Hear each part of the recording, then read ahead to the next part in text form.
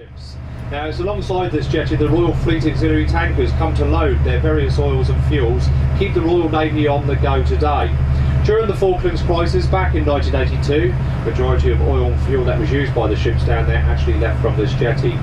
Now around the corner here we do have the Submarine Fisher alongside. She's actually a commercial tanker. The fuel across to the warships over on the left hand side.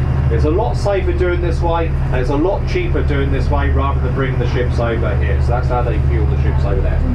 So a good view. Belly band, it has a band around its belly, which is attached to a crane. You bring it down, and once it's down far enough, you put it onto the horizontal. There's a winch just above there where you lift here, where you lift it up. And then These are the rails for loading the torpedoes down. Oh right. Used to extend the rails down and then run them down. and that was not only where we ate, we socialised, but that was our office as well. So our filing cabinet. Okay, never mind about the tour. Let's get it out.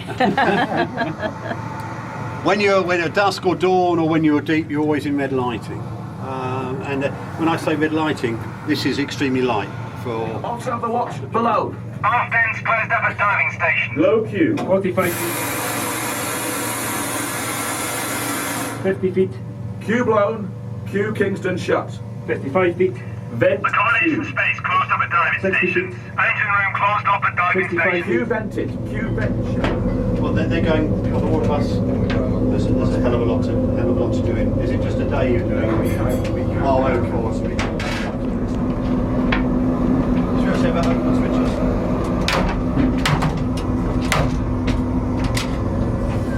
If you can't whistle, you've had your lock.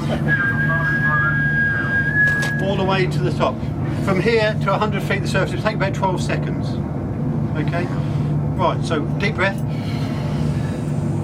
First salute. Down, up, start breathing out, 10 seconds.